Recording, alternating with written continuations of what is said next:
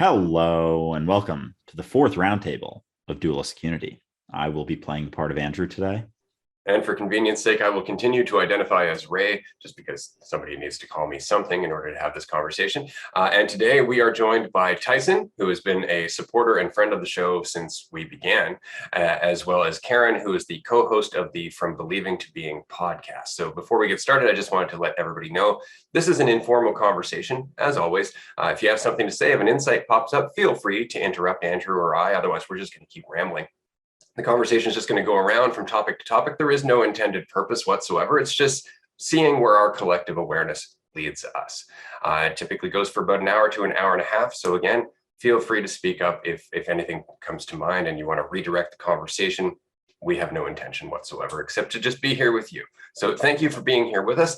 Tyson, before we get started, I'd love for you to tell everybody a little bit about your own journey. What led you to this conversation? What led you to Dualistic Unity? I also want to mention quickly to everybody listening that it was Tyson's suggestion that actually brought Suzanne Chang to the show, I think for episode 8 or 9 of this season. So he has an avid interest in non-duality and the idea of consciousness and being free. So without any further ado, Tyson, tell us a bit about yourself. Yeah, definitely. So basically my entire journey, it's funny enough, has been similar to Andrew's.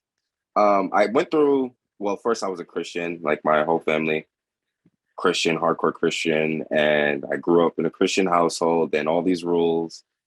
And then during I would say the pandemic, and it was like my senior year of high school during this time. And then I was just seeing so many videos on like conspiracy theories and everything. And that's what kind of led me on my spirituality journey. And then through that journey, I was very identified with spirituality itself. So that journey in itself was literal hell for me. The idea of manifesting and law of attraction, it became dangerous for me because of the way I was identified with it. So I was attracting a lot of Black. And through that, I went through a depression, like a really hard depression.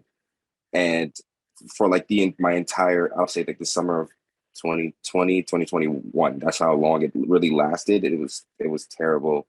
And I literally couldn't do anything. I lost about 50 pounds.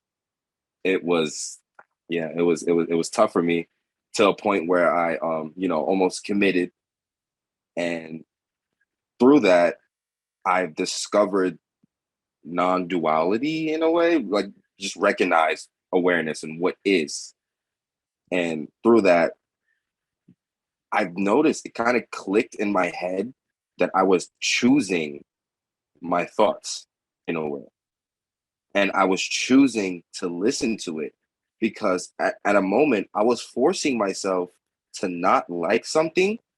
And I realized, I was like, wait, if I can force myself not to like something, doesn't that mean I'm identifying with my thoughts? And doesn't that lead to so many other things I've been identified with? So right now, I'm just in the process of just shedding off me, this idea of me. And and that's what led me today. I love it. I love the fact that despite having a history of Christianity, as everybody here at this roundtable does, the insights that we're talking about really start to get honed and perfected, and you gain some sensitivity to them by going through the trenches. It's not the conceptual stuff. It's not just, reading books about love and light and all of that other stuff. It's actually just facing your life. It's facing the discomfort. It's recognizing where that discomfort is anchored. So I am very excited to have you on the show finally. I know we've talked to you several times on our Patreon groups. I do encourage anybody who would like to hear more from Tyson to join us on our weekly Patreon groups, because he often joins us there. I'm going to move on to Karen so we can get this conversation going. Karen, again, is the co-host of the From Believing to Being podcast, where they are deconstructing Christianity, mysticism, and the concept of consciousness. The episodes are really insightful. The conversation goes back and forth, and there's always a lot to chew on. So I highly recommend everybody check that out. Karen, what brought you to the podcast? Specifically, I know that your own path brings insight and, of course, frees you, but the urge to share that insight publicly is something else entirely. And so I'm very curious about your own journey. Thank you for asking that question. because I just had a new insight about that the other day. I think that throughout this whole journey, what I found is that I'm a little slow on the uptake. So last summer, as you said, I'm a former evangelical, and my deconstruction journey has a long history, but really came to a head in fall of 2019. And so last summer, I'd gone through a lot of the deconstruction, and I had sort of hit upon this. I think I was reading The Power of Now by Eckhart Tolle, and I really started getting more into the consciousness stuff.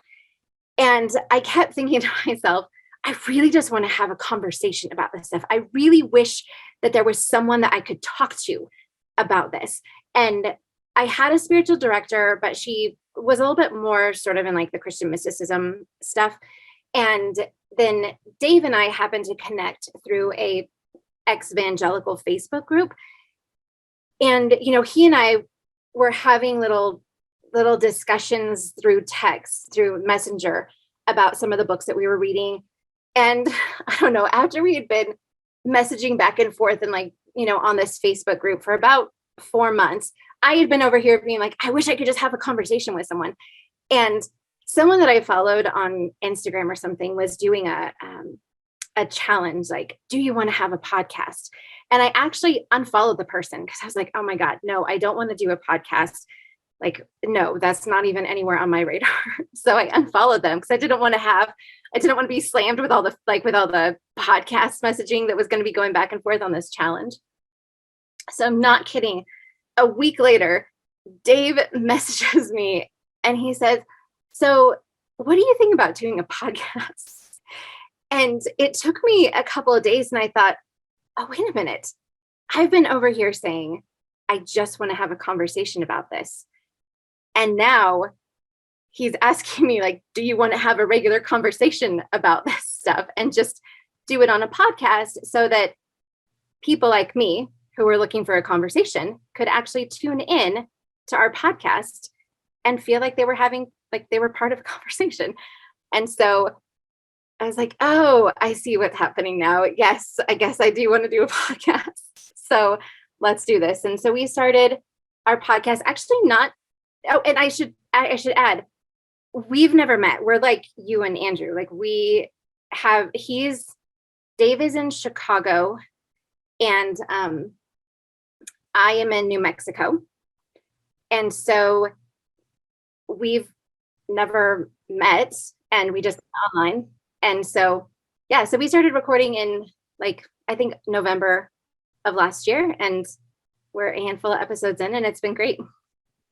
That is really cool. And I love the part about, having conversation initially, being hesitant to be on a podcast, because I feel like there's so much weight that comes with that, especially these days. Like everyone just trying to start a podcast and talk about it and express themselves in different ways. And the recognition that you're just having conversation that you happen to be recording is so similar to Dualistic Unity. And I was beginning of this, Ray and I just connected through social media. We had an initial conversation that's on his YouTube channel, and it was literally just a conversation. It wasn't anything crazy. And then we were like, why don't we just have more of these conversations and record it, essentially? So I think that there's a lot to resonate with there for everyone, because everyone, in our society, there's always somewhere to get, and there's always a reason for doing what you're doing. But when people are able to see that you can do something for the sake of doing it and have a conversation just for the sake of having a conversation, there's a lot of freedom in that. And so, yeah, just resonate with that a lot for sure in your story. Especially in terms of the conversation itself is the point.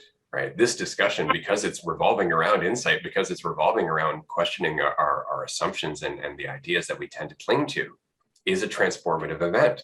There's nothing else required. It's not like we're saying, okay, now that we've had this talk, sign up here and we'll see you on Sunday. Like, we're not doing any of that, because you've already changed. Mission accomplished. I'm going to move on with my day.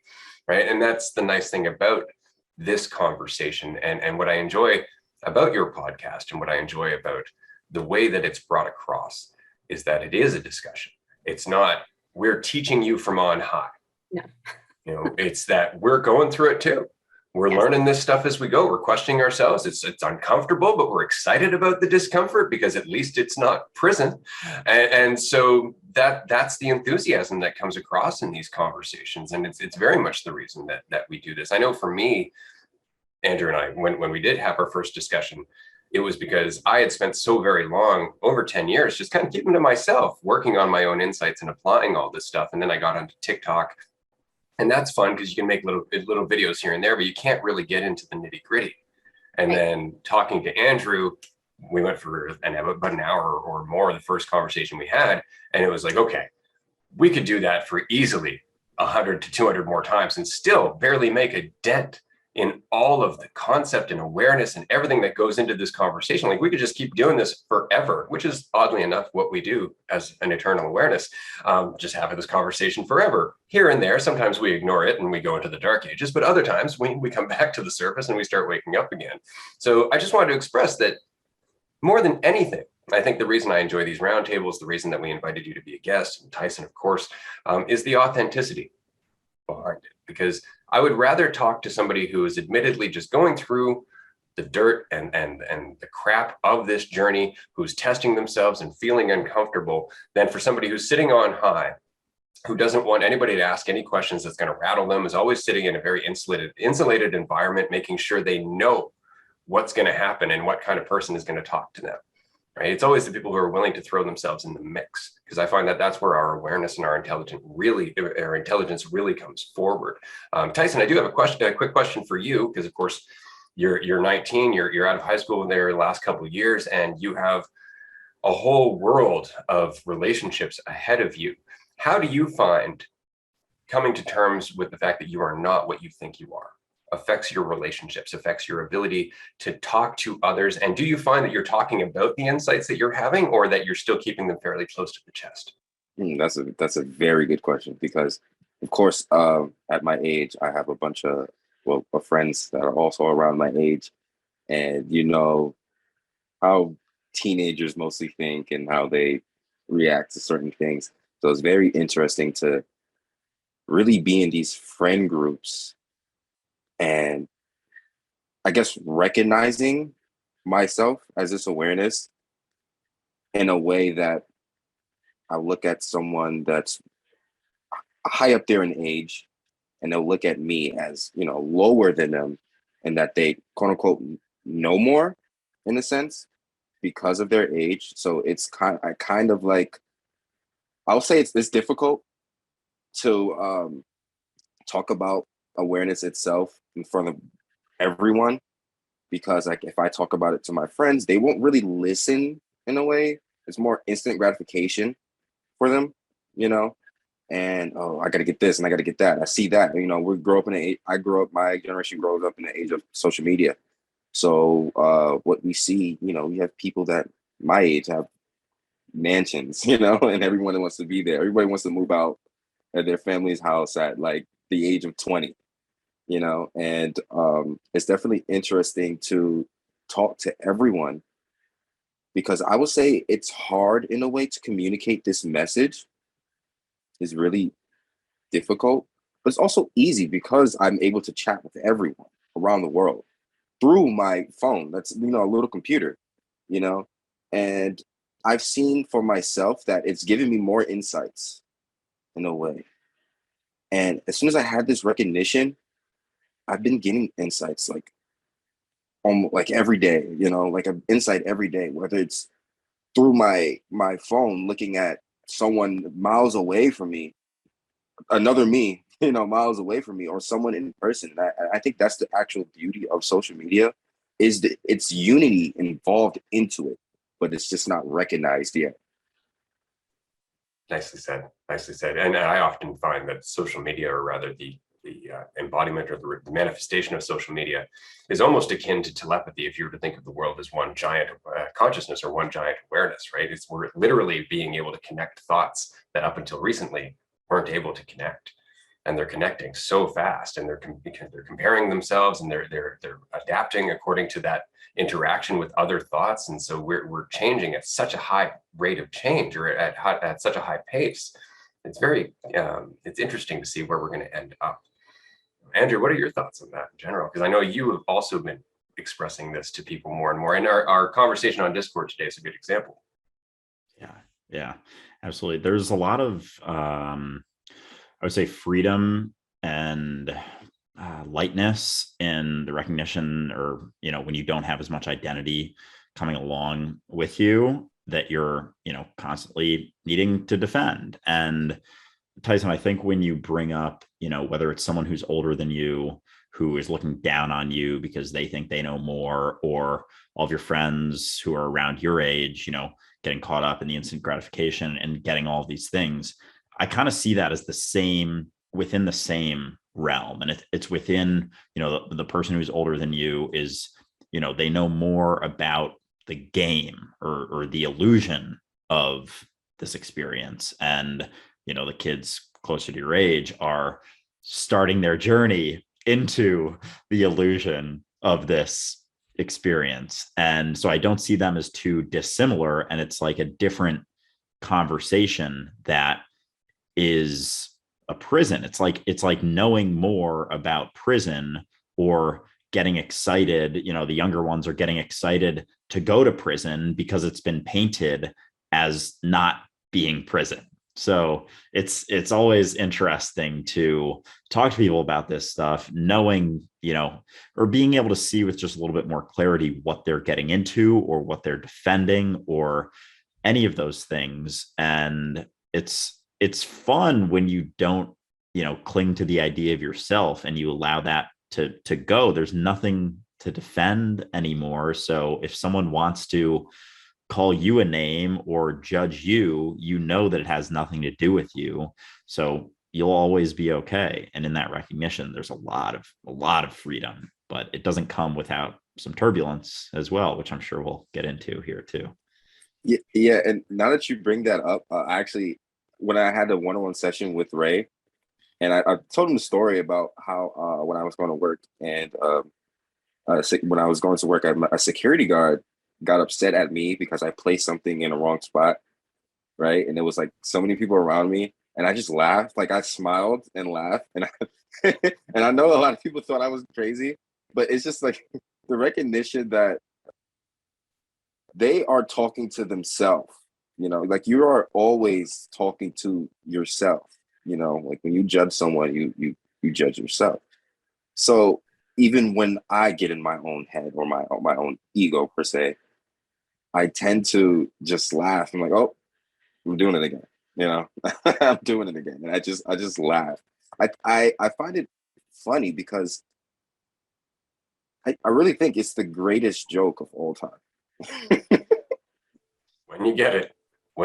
Yeah. I have a question quickly for Karen in regards to, Karen, you mentioned that you were a parent. I'm also a parent. I have a 14-year-old daughter. And I know when I was Tyson's age, as I was coming, I started waking up after Tyson. So when I was a little older than Tyson, I started coming to this, and I started feeling very much the same way, that older people didn't take me so seriously. And I really cared about that at the time. And I cared about the fact that I wasn't given any credibility because of my age, regardless of the fact that these insights are universal and have nothing to do whatsoever with age. There is a certain degree of maturity that goes with them. And it took me a long time to understand that we go through stages of development, because I didn't really remember much of my childhood. And I certainly didn't want to recognize how often in my childhood I was totally selfish.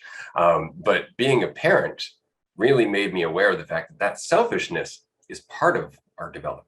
Like, we can't really avoid it because it's how we learn to survive, but it's something that we can let go of as we continue to grow. But not everybody does, which is why you get that expression that age brings wisdom, and that's not necessarily the case. So I'm wondering exactly, how much has your own development been influenced by observing your kids, observing other forms of you as they start over on this journey, and as they develop and grow into new strategies and perspectives? That's a good question. I want to just touch real fast on what Tyson said. So I just turned 43, I think. And, my deconstruction and introduction to all of this happened only in 2019. And one of the things why I think that these conversations and these ideas can feel somewhat threatening to older people is because you really go through a grief a confusion, because once you get it, you can look back over your life, and there can be this sense that you have to grieve the fact that you spent so much time pursuing what wasn't real, pursuing the illusion.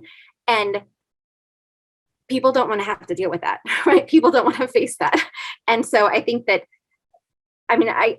people have a lot of things to say about these kind of ideas anyway, but definitely one of the things that I have experienced myself and that I can see for others is that you have to admit that, you sort of like wasted half your life, even though eventually you realize that's not the truth of it. You can have that sense and you have to overcome that. But to your question, so we homeschool, and we were not homeschooling for religious purposes, really. You guys do.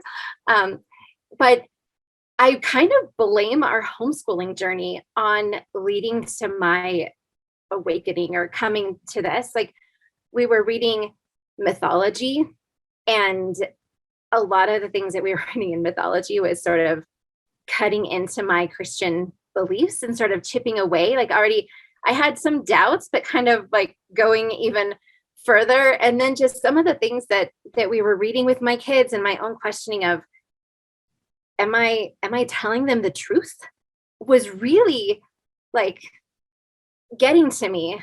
But to your question, raising them, you see how you just naturally want to put labels on yourself. You naturally want to identify with things. My kids have blankets, and even my 9-year-old is still like super attached to his blanket and has even started using that terminology, which I don't remember talking about that a lot, but he's even like, I am so attached to this. I don't want this to change. I'm really attached to this. And you just see them, they get something and they continue piling it on. And we've started talking a little bit about philosophy. So I'm trying to give my kids some better language to use and some different things to talk about, like, what is happiness and things like that. But you can see that just their mental development, there really is that inherent desire to build up the ego. And I've heard it from different places, like Richard Rohr has said some things before that, and I'm curious what you guys think about this. Actually, there's the idea out there that in order to transcend, you have to have a healthy ego, right? Before you can transcend. And so I think some people would even say that, Tyson, even like what you're experiencing might not even be like a full awakening, or because you haven't lived long enough in order to fully develop your ego. And so, maybe 20 years from now, you'll go through like another stage of awakening or something like that. And I don't necessarily know that I agree with that, but I can definitely see in my kids just the need to label, the desire to label, the desire to be known as something, like I'm the smart one, I'm the sporty one, I'm the funny one, and that once you have to be really careful, I think, as a parent, to not put your kids in those boxes.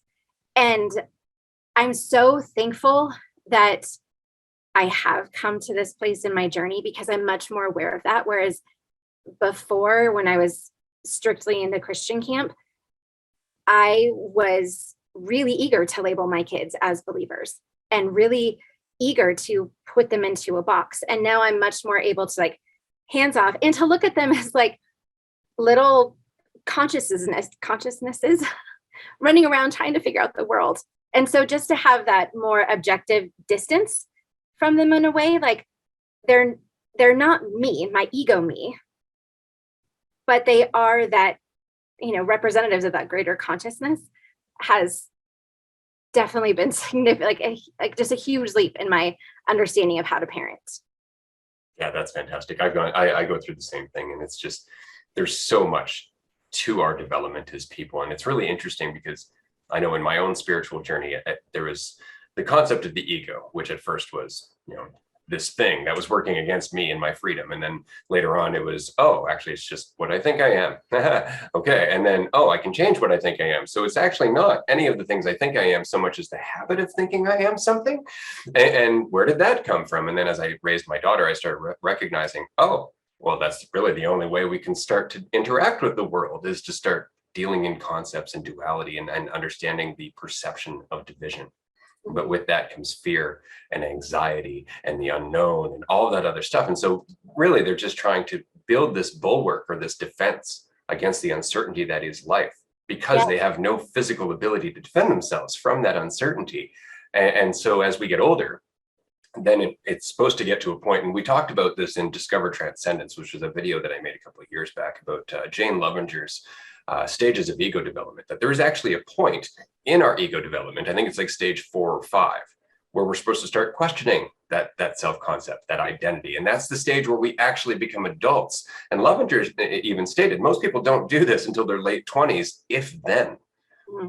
But most of our culture revolves around stage 4 and below, revolves around that dichotomy between you and me, and how do I measure my value and certainty and all of that. So yeah, that's really interesting. My own daughter is 14, and so she's going into the teenage years now. And so all of the lessons that I thought I learned from her leading up to now are starting to change, of course, and I have to adapt. But it's interesting that you're going through a lot of the same journey. And I wanted to comment quickly, and I'm going to pass this to Andrew, because I want to get his thoughts on this healthy ego that you brought up. But it's interesting because you were saying that they're not me.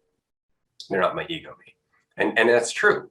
But technically, neither are you, right? And so one thing that I've always found very helpful is to recognize, and Andrew and I have talked about this numerous times, that I am not what I think I am, but I'm always what I am. And that is true for our children and everybody else as well. We all identify as me. Our idea of that is different, but it's all the same me underneath it. So Andrew, I'm very curious about your thoughts on the healthy ego needed to transcend. Yeah, I wanted to comment on that as well. And I was thinking of it kind of like, and yeah, I know, Karen, you don't like believe with that process, or you weren't sure about that, but I think of it more so like the ego development is a process. Like building an idea of yourself is always a process. It's not this just flip of the switch, like, oh, I'm this thing. It's like it takes time, and it builds and builds and gets more and more concrete as we go. But I think the process of recognizing that you're not that can be flip of the switch. And it often is for many people. And I don't think that, because it's essentially the recognition that right now is all there ever is and all you ever are. It's a moment to moment recognition. So there isn't an amount of time that is necessary to recognize that you are not what you think you are initially. I think there can be some carryover and sort of patterns because it took so long to build that identity, that once you recognize that, it still comes up, and it still kind of keeps like fighting for survival in a way, because it's such a strong illusion. The illusion of duality is so strong that it basically has all of, at least all of humanity convinced that it's not an illusion. So in the recognition, I think it can be a moment to moment, or it is a moment to moment thing. And that's the other part, is that it isn't just one moment and then the rest of your life is completely changed. Because sometimes people think of that and they think of like an ego death, and they're like, I had an ego death. And it's like, we've talked about this a bunch, but the ego is just your ticket to experience. It is your ability to identify as I, or to utilize, Andrew. It's convenient. It's way more convenient to be able to use my name to describe myself, or use someone else's name to get their attention. But it's just the recognition that that isn't what you are. And in that, it's a moment to moment thing. Like, we all forget from time to time. We get lost in the illusion, but as soon as we recognize it, it's like, that's the important part. It's not that we have to recognize it every single moment. It's like, this experience is happening every single moment, and the experience is an illusion of duality. So to think that you always have to recognize that and never ever get caught in the illusion, I don't know, maybe it's impossible, maybe it's not impossible, but I think it's pretty close to impossible and pretty difficult as we tend to gravitate to identity and the necessity of that for communication purposes and for convenience sake. But yeah, so that's just my take on it.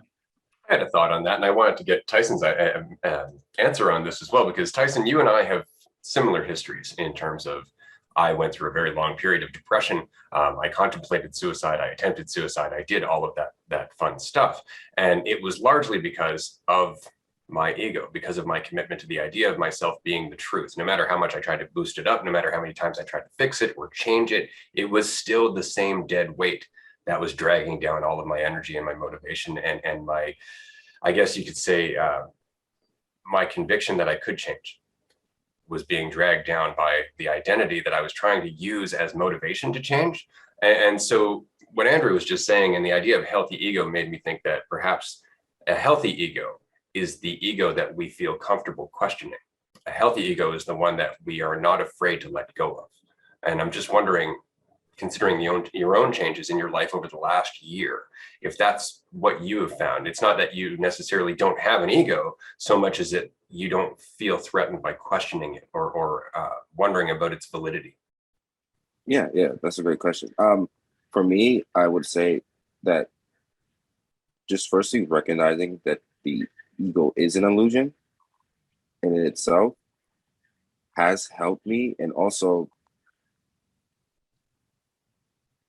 it's tough to look around because at certain points I don't know what I'm identified with most of the time. Like it'll be deep in there, and I'm just like, oh, I didn't realize I was identified with that. It just spurs up randomly. So I tend to question everything, even the things I enjoy, in a way. Like if I'm feeling a moment of excitement or love, unconditional love, and if you were to consider that like the healthy ego, I would question that also. So for me, questioning it hasn't been a problem because I've been through hell, so questioning everything hasn't been an issue for me, whether it's quote unquote good or bad. And I also have a question. I also have a question for you guys, talking about the healthy ego and everything. Do you think building up this illusion of the ego throughout age, like as you age up, do you think that it's harder for a person that's older to let go of it than for, let's say, someone my age? Because I don't know if I'm lucky or not that I recognize it now. Karen, I really want to get your take on that. I mean, like I said earlier, I definitely think that it is, because at this point in life, and I think you see this a lot in like the Christian deconstruction community of the older people. At this point in your life, there's a lot at stake. There's marriages, there's kids, there's long-term careers. There are several people that once they awaken, including myself, once they awaken, you're not interested in what you were doing before, or maybe even you have to completely pivot. I have a good friend who he was a pastor in a reasonably large church, and that was his primary income for his family. And he got to a point where he just is like, I can't keep preaching this anymore. But then what? And you have to kind of put your trust in the universe and completely pivot. And then that comes with the baggage of maybe you start to feel like all the people that you had led astray, or all of the things in your life that you've done, and just having to deal with that baggage.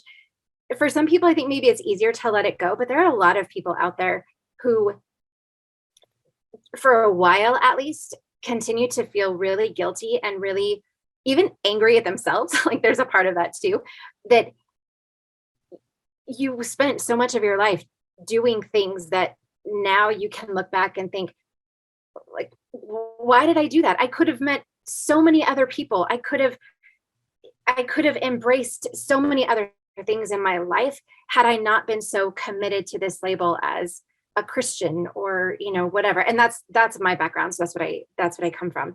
And I even think too of I can't say it was necessarily tangible harm that I perpetrated, but my attitude, I mean, my beliefs towards the LGBTQ community, my beliefs, in so many other ways, like, I can't believe that I allowed those things to be in my brain for so long. Like, I can't believe that I bought into some of these teachings, the way that women were treated. I mean, just all of these different things. At this point in my life, I look back and there's, 30 years where I was pursuing this Christian identity, and you have to work through that baggage. And I know that, your age, like, clearly you guys have crap that you have to deal with, I'm sure. I mean, everybody does, right? But you're also on the cusp of starting your career, starting your families, that kind of thing. And to go into relationships with this knowledge, oh my gosh, like, what a gift. What a gift to go into your profession. What a gift. I mean, it really is a gift for you guys. And I'm so thankful that both you and Andrew are at this place in life, and will be able to go ahead and hopefully not accumulate so much of the just emotional and mental and physical crap that people at my age and older have had to deal with. Yeah. I mean, honestly, I'm grateful too, because I recognize that I am at a place right now with like very few responsibilities. And so, yeah, when I was thinking about Tyson's question and like, is it harder to get older and go through this? I was thinking about, the residual impact that we have in our lives and the people around us and things around us and events around us that, we deem are our responsibility or that we have some connection to. And so for me right now, like, my impact on things outside of myself, it could be considered big in the sense of like, social media following stuff, but in terms of people close to me, it isn't as jarring. Like, there aren't as many people who have very, very strong ideas of me and like a certain character, like a father figure, for example, something like that. And I think the reason that it's so much more difficult when you're older, along with, all those impacts that you have, is that with this recognition, there's a ton of options and a ton of like checkpoints where you can turn right around, and you get to a point and it starts to get a little uncomfortable and you're like, you turn around. And the more impact you have on, your immediate surroundings with a family and all of that, the easier it's going to be to validate your reasoning to turn around and to go back to what you have felt to be safe or secure. Whereas for me right now, like, I'd have a couple tough conversations with my family. Like, some of my friends are like, Andrew, what the fuck are you talking about? Or like, TikTok comments, but that is nothing compared to, a spouse or, having a congregation that is relying on you to preach a message that you no longer believe in. So that's a really good reason to not push this too far, because it's way more comfortable to turn around. And so when you're younger, you don't have as many reasons to turn around besides your own discomfort. But when other people's discomfort comes into play, you start to be like, oh, well, there's a reason to turn around here, because I have to put my other people in front of myself. But at the end of the day, you always have to prioritize yourself and what you have to go through, because that is, the crux of your reality, the crux of your experience is you. So if you can't do all of this, you can't live this life for other people. But as you get older, as you have more impacts, more responsibilities, it becomes a lot easier to turn around when those very, very uncomfortable bits start to come up. For sure. There's so many things, like just saying, well, you've invested so much time and energy, right? If you go further down this road, you have to start giving up all of that energy that you put in. You have to start giving up all of that security that you've invested in, all of that false certainty, right? And so you don't want to do that. It feels really uncomfortable to do that. And I just wanted to mention quickly that while Andrew and Tyson are at the beginning of their journeys, I'm 42. So I've been on this journey for a while, and I'm adept with a lighter and matches. Let's just say I burnt so many bridges on my path that I've become very good at dancing in the flames. Let's just say when I woke up, I had surrounded myself with people who I felt were validating the idea of myself that I needed to survive, to keep myself having any value at all. And what I realized was that, in fact, they weren't doing that. That's not what they were doing at all. They were actually just validating the addiction I had to beating myself up.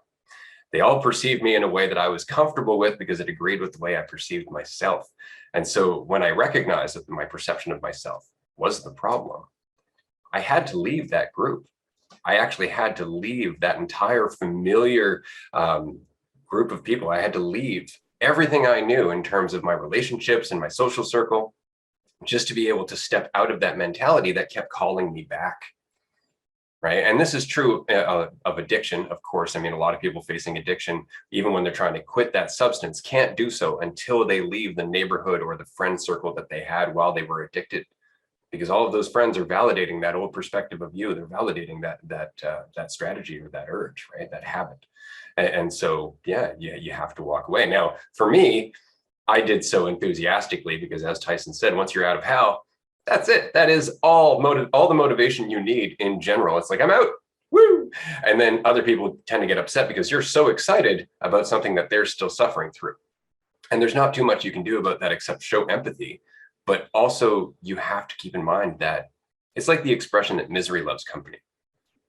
Somebody in hell will gladly drag you down in there with them without even recognizing that they're doing it, because that's kind of part of being in hell, right? Is that you don't see what you're doing to other people. You don't have any sensitivity because you're not in reality. You're in this conceptual illusion that you've created in your mind, right? And so to get out of that conceptual illusion, yeah, it's super important to get away from people that are validating it. But on the other hand, outside of the habitual stuff, outside of the external stuff in terms of society and friendships and relationships and social circle, there's also the process of synaptic pruning, which is very difficult to go through. I mean, if you spent a lifetime believing certain things, thinking certain things, holding on to certain concepts, your synapses have formed to make those concepts easier to reach for.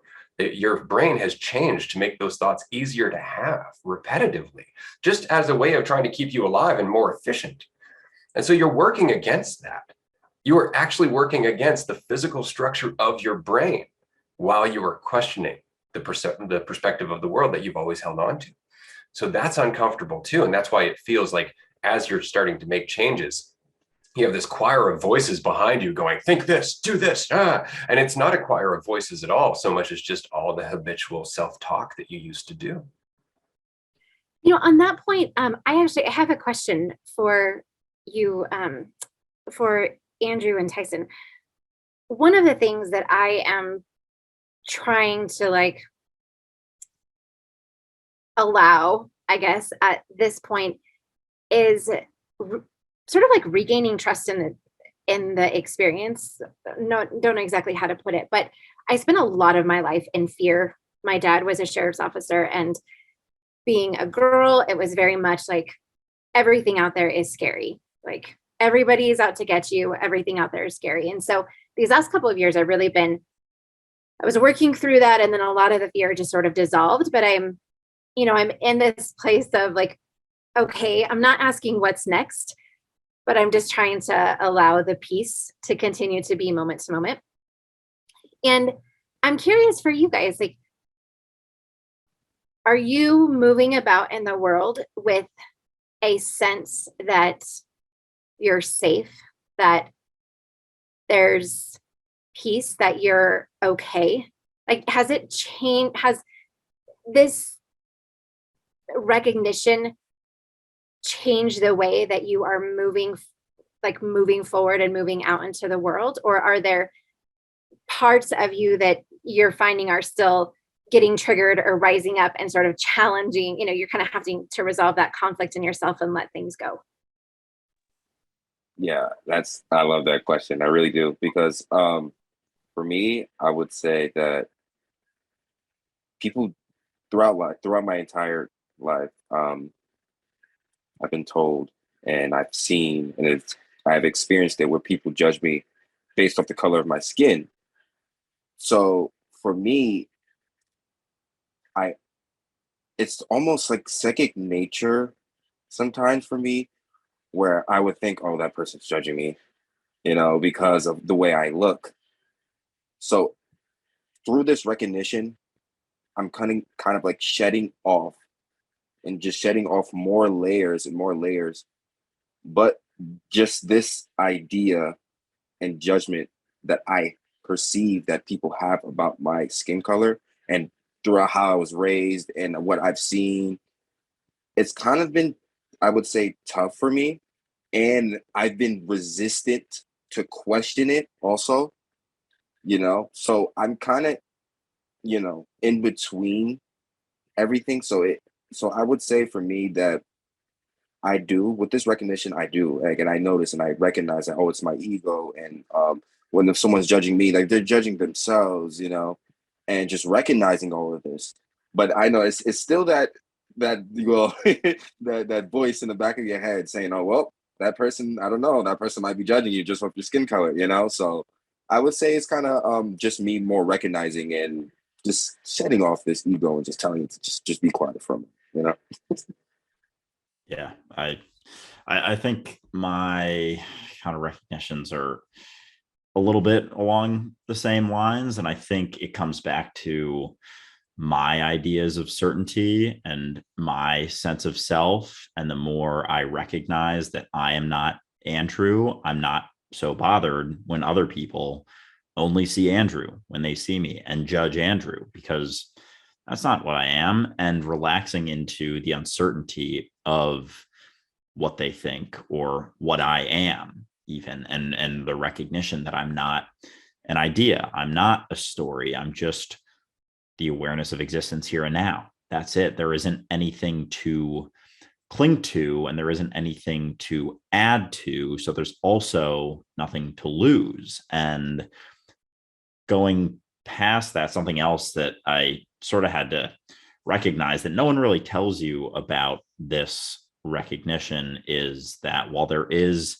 a whole lot less fear and fear of loss or fear of being diminished, there isn't that side of it that's, the positive egoic side, like the built up ego side of it, where people pat you on the back and tell you great job and you did such a good job, and getting energy from that. So there's two sides, and without as much fear or worry about how people perceive this idea, there also isn't the reliance on the other side of energy for the ego as well to be built up and then utilizing that energy source. So that was something that was sort of difficult for me to go through, because that's sort of how I relied on things my whole life. Like I was always setting goals and striving to do things, and built up a pretty good resume in the eyes of the world. But I have so clearly recognized, because I've gone through,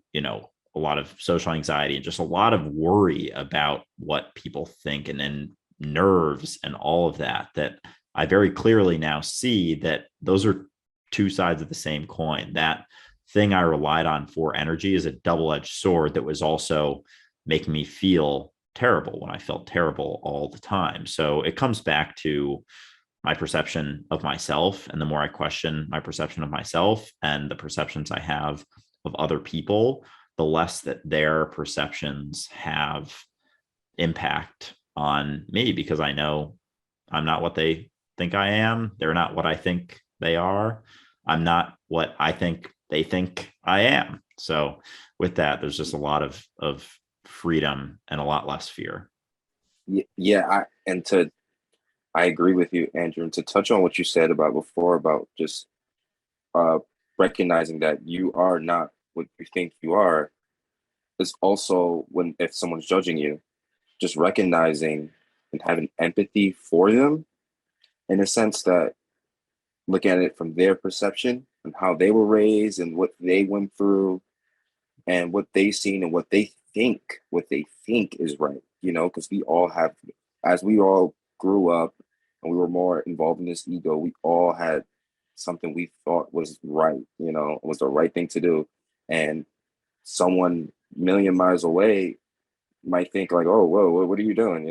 That's kind of weird, like stay back, and just recognizing that perception at the end of the day, you kind of, in this recognition of unity, you gain empathy towards yourself. And as you gain empathy towards yourself, you gain empathy towards different versions of yourself.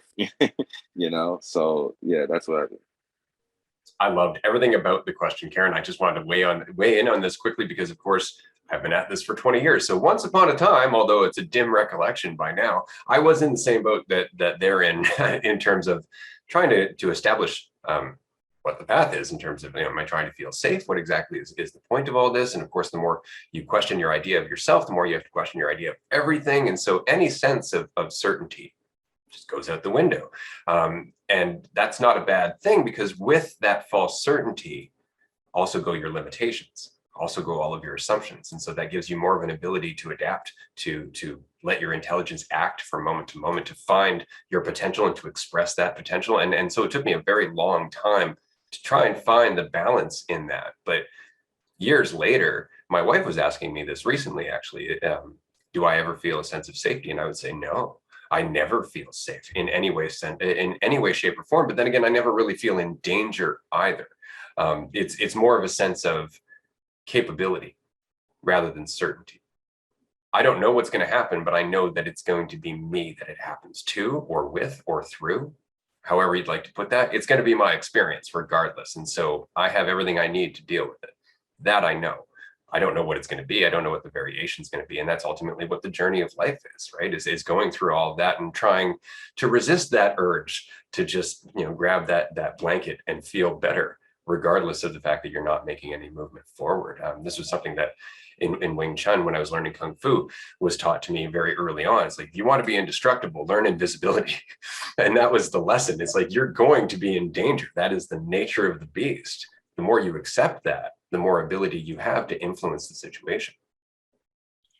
Yeah, for sure. I agree 100%. I mean, I have, one of the things that Tyson, you kind of touched on it, as far as race goes, is that, part of this journey, so for example, being a woman, there's society telling you that there are things that you need to do to feel safe, and places that you shouldn't go, and particular vulnerabilities that you will experience as a woman. And then around that, there's a sense of bonding, right? There's another identity that you can really cling to and I think for a lot of people coming out of deconstruction or coming out of other faiths in this in-between time, they can be very drawn to like the divine feminine, right? And going into things like that really, just go even deeper into identifying, with a particular sex or with a particular race, like, or cultural or ethnicity identity. And part of this journey that is hard is like shedding those, because you're not just shedding it for yourself, but you're also breaking these bonds with the people that are also identifying that way. And with the safety thing, like that's been one of the things that I have gotten so much, like, just, it's been a radical shift in my life, that now I am a little bit more in that place that you're talking about, where I don't think about it as much anymore. I'm not constantly analyzing every situation to say, am I in danger? But I do notice when it pops up.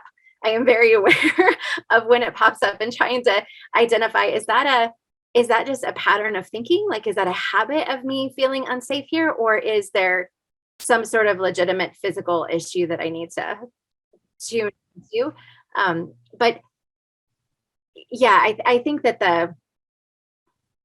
that part of this and having to shed not only your personal things, but also all the stuff that society is telling you about what it is to be safe or not safe, and why you should feel safe or not safe. That has definitely been something that I have been trying to work through. And even just speaking for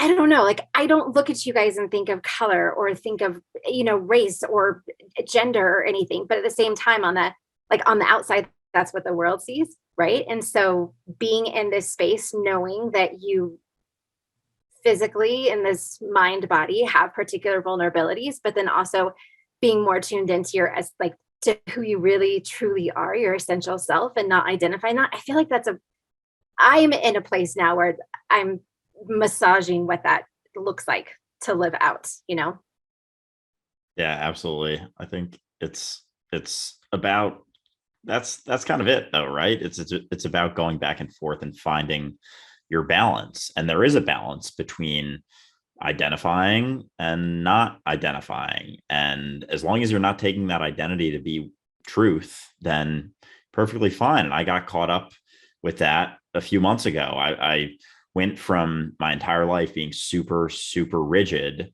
and very goal oriented, always having a to-do list, always having something that I wanted or was striving for or didn't want or was like running away from, to when I started to recognize this, I was like, well, I don't know. I don't need to do anything. So I stopped setting an alarm in the morning. My workday didn't start till 10. So I always woke up around 8, but I was used to waking up at like 5:30.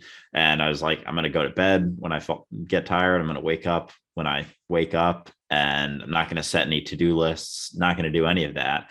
I was in that state for like, I don't know, maybe close to 2 months. And I started to recognize that there were consequences of that as well. And while it's important but I think it was important for me to see that I didn't need to rely on the accomplishments for a sense of value. So there was a part of me that had to swing the pendulum to the lack of structure, like as Alan Watts puts it, like the wiggle side of things, as opposed to the spiky side of things that I had existed within for the first, 25 years, 26 years of my life. And as you see consequences when you go too far to one side, starts to swing back the other way and swing back. And then eventually you find your balance and you're able to take pieces from both sides of it to utilize. I saw that, holy shit, I'm not getting like anything done throughout the day. I'm doing my work stuff, but like I have a lot of content stuff that I really enjoy doing that I'm just getting through my day. And it's like, oh shit, well, now I'm tired. Now I guess I'm just going to go to bed. And it was like all this stuff that I wasn't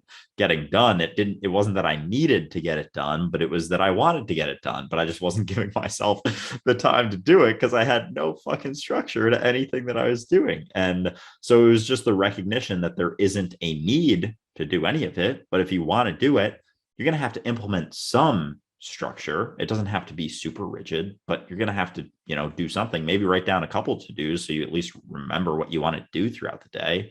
So I think that's what it's all about. That's what this experience is all about. And for myself, I'm getting better at it, but used to judge myself a lot for, things that I did or didn't do, did or didn't accomplish, whatever, whether even if it was just like had a to-do list of 5 things and I didn't do 2 of them, it was like, what the fuck are you doing, dude? And it would be very judgmental. So just about going back and forth, finding your balance and not judging yourself too much along the way.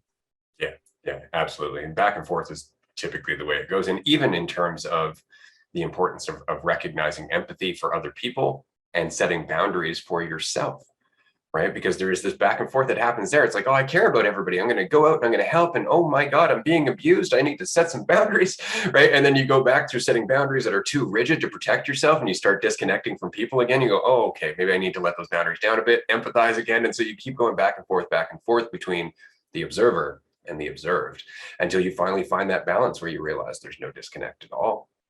And that everything that you do is the whole in motion. Right. And that all you have to do is basically just let that happen. And that is so very difficult to communicate in general. And I want to refer back to our Discord conversation that was happening earlier today, because somebody had asked a great question. They had pointed out that even the urge to help people, even the urge to get out there with this message is egotistical, right? Even pointing out like, oh, that could hurt you could be an egotistical action, unless it was just your action. Unless it was just what came in the moment with you facing something. So if you interact with something and your intelligence goes, oh, hold on, whoa, I see all kinds of stuff here and you're just discussing it, that doesn't necessarily mean you're trying to help anybody so much as just you are the process of processing that experience. and you're communicating that, you're expressing that. You are in the entire act of you expressing that is the whole processing that experience. So it's not helping. There's no ego involved whatsoever, so much as just that you are the experience that you're having. Right. And so it changes things. And I just wanted to mention that quickly, that there is no way to understand this until you're just there. And when you're there, there's nothing to understand. Right. And that can be tricky to wrap your head around. Yeah. And you sort of question everything. So a lot of people tend to ask, like, oh, how do you know it's right? Like, how do you know what you're saying or what you're doing is the right thing to do? I think, Andrew, you said this before also. It's more of a fact that you don't know. You're literally questioning everything you thought was right, to a point where there's no identification at all. And you're just like, I don't know, I'm right. I'm just on the journey right now, just recognizing myself. That's all it is, just recognizing more of yourself that was always there in the moment, but you just didn't know it was. My words are my father's, right?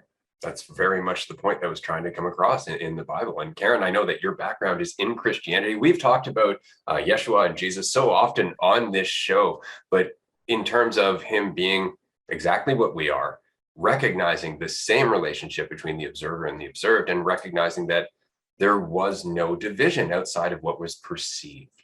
That was the crux of his message. And I'm just wondering, in your own exploration and deconstruction of Christianity, how has your relationship with Jesus or Yeshua or that character as a whole changed in terms of how you rely or how you refer to it in terms of your own growth, or how you can compare your own path to that may have been experienced by this character? For sure. Oh my gosh.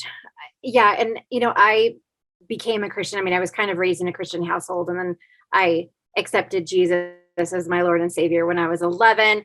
Was like super hardcore in the evangelical Southern Baptist tradition. So very steeped in Jesus. And I had this picture just a couple weeks ago of how, if you can imagine like a tween girl in her bedroom, like loving a poster of some, I don't know, like, boy band rock star, like movie hunky little like guy or whatever. And just like expressing their love and knowing everything about him and everything. And then one day they knock on your door and you turn around. It's like, oh, like you're faced with the reality of what you thought you knew and what you thought you understood. That was, of course, all filtered through like the Bible. I mean, everything I knew about Jesus had all been filtered through pastors and particular interpretations. And then this journey felt like, oh my God, now I get it. Like, oh, now I see you for what you really are. And there was a process where after my deconstruction, I went into Christian mysticism, and I came across the Book of Unknowing, or the Cloud of Unknowing, which is by a 14th century anonymous author. It's very hard to read because it's written in Old English, but I powered through part of it, and just the idea of unknowing really hit me hard. And I felt like I had unknown God and unknown my religious beliefs. And then I went down a path of unknowing Jesus, just completely letting go of everything, to a point where I felt like I don't need it anymore. Like, see you, whatever. And so I didn't think about him for a long time. It just didn't even matter anymore what he was or wasn't. But then as I kept going through this journey, so many things started cropping up. It's like, this Buddha, Zen story sounds really familiar, like a parable of Jesus, and all of these like hypothetical questions that Jesus would ask. I was like, that sounds a lot like a Zen koan, and all this, just all these different things kept popping up. And because I'd been so steeped in the Jesus story, it would trigger these different ideas. And then whenever I had this epiphany for myself about whenever Jesus says, I am the way, the truth, and the life, like I am the bread of life, I'm the light of the world. And I was like, he's not fucking saying anything. Like he's basically saying like, I am things that you can't even comprehend. And it kind of clicked this thing for me of like, oh my gosh, he's saying that you can't define him, you can't define me. And I was sitting with that for a little bit. And then the real light bulb moment came when I was reading I Am That by Nisargadatta Maharaj. I don't know if you guys are familiar with that, but about, I don't know, 30 pages into the book, I realized that Nisargadatta was not speaking as like a mind body person, but was actually speaking as though he was embodying consciousness. And at that moment, everything just fell into place. And I was like, that's what Jesus was doing. Every time Jesus said I, he wasn't saying I, the mind, body, physical person that you see, but I, like the true essence of everything, am the light of the world. And after that, it just opened up this huge door where I was now, I mean, Jesus doesn't really feel significant to me in any way anymore. But if I had to describe it, it would be more like a friend, like, I see you, I am you, I am the same thing you are. And I get it now. You know, he was always asking the disciples, don't you understand? Don't you see? And I'm like, I see, I get it. That's right. I got it. Let's just sit down around the fire and chill out and have a good chat, which is why I enjoy the Gospel of Thomas. But it's so funny how you can't really connect to Jesus until you demystify Jesus. Yes. Until you get rid of all of our assumptions of Jesus as the Son of God and this special character who had special abilities. Until you get rid of all of that, you can't find that divine path, the narrow path that he was talking about, right? Because the wide path that everybody journeys down is the ego, is the idea of awareness rather than awareness itself. So that's an incredible journey. I know, Tyson, going through Christianity yourself, and I know Andrew and I have talked about this quite a bit. How has your perspective of the character of Jesus changed? And do you still find yourself looking at that character for insights from time to time? Yeah, and funny enough, it was actually like similar to Karen's. When I deeply into Christian, I had this idea that he was the Son of God and he was above us in a way, just because the way the church has always told he was. And when I kind of got out of Christianity, I was sort of looking at him that he was created by someone.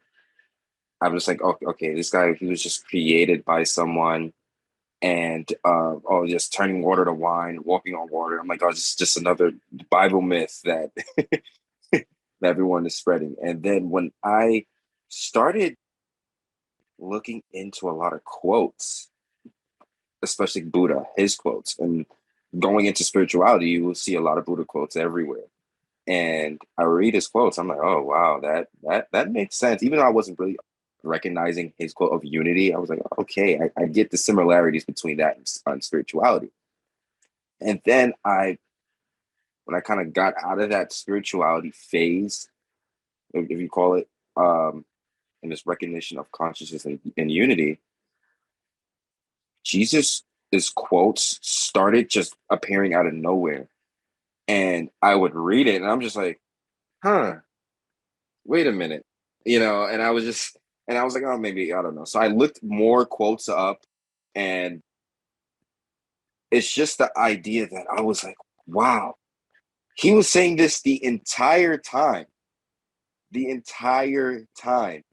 And I kind of felt like sad in a way, because I was like, he had no one to communicate this to. Like we're talking about it right now. Jesus would have probably loved to be in this Zoom chat right now talking to us. And when I was looking at it like that, I was just like, wow. And then I really got back into the turning water to wine and walking on water. And I realized that I feel that he wasn't identified with just physical in a way, that he shedded off so many things and he saw everything as himself. So literally everything. So when he walked on water, I kind of think that like, oh wait, I could see that. And it was funny when we had that one-on-one session, Ray, when he pulled one of his disciples up at the and he took a step. His disciples took a step, and then he fell back in because he thought of it. And then Jesus said, "Oh, what little faith you have." Like that is so amazing to see and just look back at so many insights, not just Christianity itself, you growing up and insights that you got through childhood and school. You'll look at it and you're like, wow, there's hidden gems in everything. And I've noticed that you can get an insight literally through everything. Like when I was at work, I was cleaning a table, and I work in an arena at UBS Arena, and I work in a Spotlight Club. So if you guys want to come by. So I was cleaning a table, and I noticed that everyone, they just left a big mess on the table. And I was going to tell my supervisor, and there was a chicken wing on the floor, and I'm just like, oh no, I gotta clean this all up, And I wanted to complain, and then just looking at, literally just looking at the chicken on the floor, I was like, look, I can either complain about it, or I can just pick it up and throw it in the garbage, and just not say a word. Just pick it up and throw it in the garbage. I don't have to complain about it. And through that, I got an insight about that, and I was just like, wow, like. It's amazing. It really is amazing. Yeah, it's fascinating how when you get your sense of self out of the way and your idea of yourself, how many insights are at your disposal, because your idea of yourself is just, it's like a veil that clouds every opportunity to see things clearly. And I feel the same way, Tyson. Like when I'm doing work, like I have a 9 to 5 in digital advertising, and I'll be going through something. It's super tedious. Like I think it's some bullshit that we shouldn't have to do. And there's not really a great point to it. It's just like busy work. And I'm like telling myself this, and then I catch myself and I'm like, bro, you realize that you're just making this so much harder for yourself. Like you're going to do it one way or the other. You might as well just accept it and like dive into it, and not necessarily that you have to enjoy it, but it's something that you're doing right now. And in that recognition, there's so much more freedom with it. And another insight I had, I actually made a video about it this morning. I haven't posted it yet, but it was about, so when I work out, I've had like some knee surgeries. And so I always prioritize knee health. And so one thing that I do these types of workouts, and one of the warm-ups is walking backwards on a treadmill. So like your back is against it and you're pushing against it. It's like a closed chain leg extension. It's good for knee health. I'll just leave it at that. And so I'm at my parents' apartment right now down in Florida, and they have a gym in their apartment. It's a lot of older people. Like I'm in Florida, and this older guy was like, hey man, you're going the wrong way. And in that, I immediately, part of me wanted to be like, fuck off, bro. But then I was like, you know what? It's actually pretty good for knee health.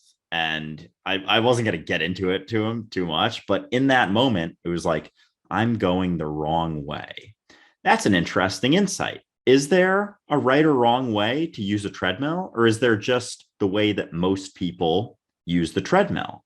And it's interesting that we equate the thing that most people do to being the right thing, but that's all he was doing. I don't fault him for doing that. But for me, in my experience, going backwards is actually more so the right way, given what I want to accomplish in the moment, than going forwards. So it brought me, as I'm like walking here, I'm like, right and wrong. There is no right and wrong. So fascinating. He was equating the thing that most people do to being the right thing to do. And that's pretty much what we've done in society, like as above, so below. In society, the thing that most people do, the path that most people choose, we think of to be the right thing, but we're all so fucking different and unique. And so there is no right way. Just because most people, cling to an illusion, just because most people build up an identity, it's like most people are also super fucking miserable. So do I really want to be like most people? I don't know. I love the fact that you were going nowhere incorrectly.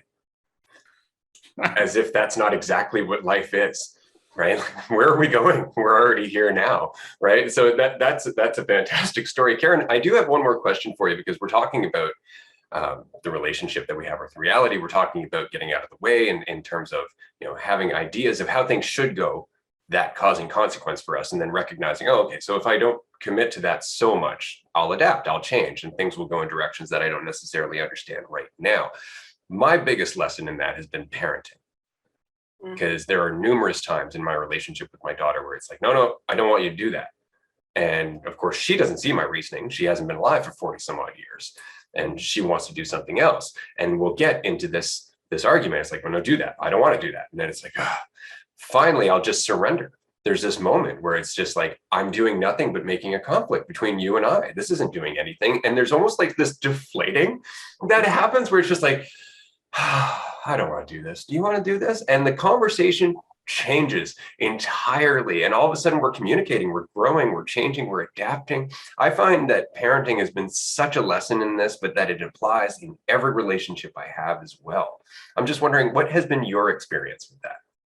For sure. Oh my gosh. And homeschooling has been, I just had this thought today that I feel like I had to homeschool, like the universe had to have me homeschool or whatever in order to like bring me to this point in awakening, because it's played such a huge factor.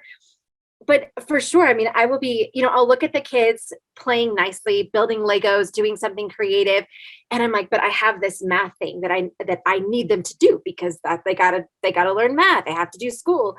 And I will have an internal battle with myself of, where is this importance coming from? Like what exactly is the reason behind this? Is doing this, 3 pages of math more important than what they're doing now? Who says it is? Like, what's acting there?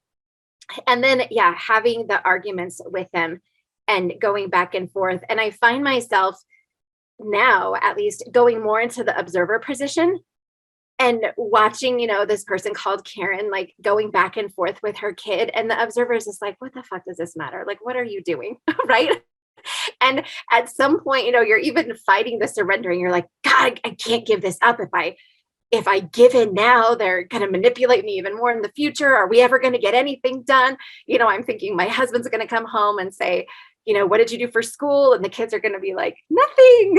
Mom said we didn't have to do math. And so I just realized that there's all of these voices that are informing why I'm telling them they have to do this. And of course, they're just speaking from their one much more pure perspective of like, Mom, that's dumb. I don't want to do that. Why would you make me do that? And I'm having a hard time identifying with all the voices. Like, why am I making you do this? I don't know. And then exactly right. You're like, at some point, you're just like, you're fine. Okay, we're just going to not do it. And then, like you say, like I can have incredible conversations with my kids. And I think, God, the things that you guys are learning and understanding is so much more valuable than these other things that I'm trying to teach you. And one of the other things too, that my husband and I have been talking about a lot is kind of like what you were saying earlier. The pandemic really caused everybody to question what is the right way. Like, we've all just kind of been floating along doing this kind of normal life. And now everybody's at home and jobs are being lost and you're having to spend more time with your kids who maybe you decide you don't really like. I mean, or whatever. And are we actually living life the way that we want to be living it? Really calling into question that normalcy. And I find with my kids that I try not to predict too much in the future, like go there too much. But I do think, in this moment is what I'm doing, setting up an example for my kids that you have to do life this way, or that there is a right way to do life. And I hope that, one of my hopes, I guess, for homeschooling, if you would call it a hope, is that we have stepped out of the normal way of doing things, right? And I want my kids to feel the freedom that I feel of you don't have to buy into what everyone else is saying. You don't have to buy into what most people are doing, right? But then there's also that sense of responsibility of like, well, how do we set them up so that like they can like they at least know how to read and like could support themselves later in life, or be in a position where they could do those things that they want to do. And I find that that's one of those things, like with the responsibilities of being a parent, that, you know, I'm still sort of navigating in this place. And probably the most important lesson that I've learned over this whole thing is just the power of now, right? To quote Totally, just staying with, I mean, you can get so caught up in all of these different, you know, words, Advaita, Neovita, consciousness and awareness and all this other stuff. But really what it comes down to is like this present moment is all that we have, and all that is contained anywhere in us in this experience. And so I try to dial it all back in to like, okay, what is important now? What are we doing? But yeah, parenting for sure, man, there's just no guarantees. And we're just part of the process, right? I mean, we were raised by our parents who were in a very restrictive mentality. Well, I mean, most people are raised by their parents. I was raised by other people, but they were all from another old world mentality. And of course, then our life is working through that stuff to diminish it. And then we have kids and they get the slightly lessened version of all of our programming, right? And then they grow up and they have the capacity to even diminish that even more. And so what we're seeing is really, we talk about unity awakening, we talk about the world changing, but that is the process that we are a part of. That is actually what we are embodying or demonstrating day to day, as we just question ourselves and allow those relationships to be organic rather than to be conceptual. This is what a strong relationship is, as opposed to, like, as my daughter, for example, we've talked often about how, while she calls me dad, I'm not, right? That's just a label. It's just an idea. And with that idea goes a lot of different societal expectations of it. He acts this way, does these things, and so on and so forth. But none of that's a guarantee. Growing up thinking that your parents are going to abide by this Disney movie narrative causes nothing but conflict, whereas recognizing that people are people, regardless of their age, regardless of the relationship with you, regardless of anything else, gives you that ability to empathize with them. And that's when my daughter and I talk to each other on the most authentic level, is when it's just two human beings, one of which has been here slightly longer. That's it. So I find that to be a strong lesson in parenting, but in friendships and relationships as well. I mean, even here on the podcast, nobody here is teaching anything, right? So it always comes back now to questioning the ideas of ourselves that we feel validate us and validate our actions and validate our strategies and everything else. And as soon as we do that, we evolve, which is amazing. We are coming up to the 1.5 hour mark here, so we are going to wrap up. I just wanted to say thank you to both of you for joining us for this roundtable. Tyson, we love chatting with you all the time. I look forward to the next group chat that you can join us for, as well as anybody who's listening to this who would like to join us on one of the Wednesdays that we do hold regular group chats. Definitely do join us on Patreon. It's $5 a month and you can chat with us directly. You can also chat with Tyson. If you'd like to message him directly, join us on Discord, because you will find him on there as well. And then, of course, Karen, we really appreciate you being here and bringing all of your knowledge about Christianity and mysticism and your own personal path and all the things that you've learned along the way. We appreciate you bringing it to the table and sharing it with us. Again, I just want to encourage everybody who has been enjoying this conversation to check out Karen's podcast. We'll include all of the links in the description to this video. And for my note, I just want to say thank you again. I learned a lot from this conversation, including about how much we are progressing, how inspiring it is to see so many people from so many different walks of life having a very similar path. Not the same, because we can't walk the path for each other, but similar enough that we can compare notes. So I've really enjoyed this. Thank you, guys. It was great to be here, and great to meet you, Tyson. Yeah, that was wonderful to meet you too. Yeah, and just to echo Ray, this is our 4th roundtable now, and this was just an epitome of, I feel like, the vision Ray and I had for season 2, just having more guests, more conversations, incorporating the roundtables, getting more perspectives, getting different perspectives of similar insights from different backgrounds, different experiences.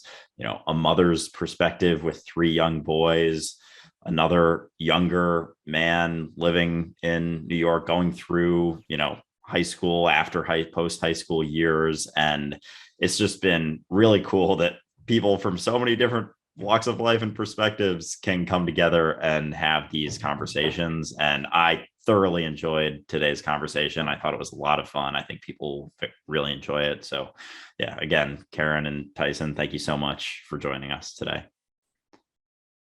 And on that note, we will wrap up the episode. Thank you, everybody, for listening. Do tune in next month for Roundtable number 5. And of course, episode 14 will be coming out next week. So we'll see you there.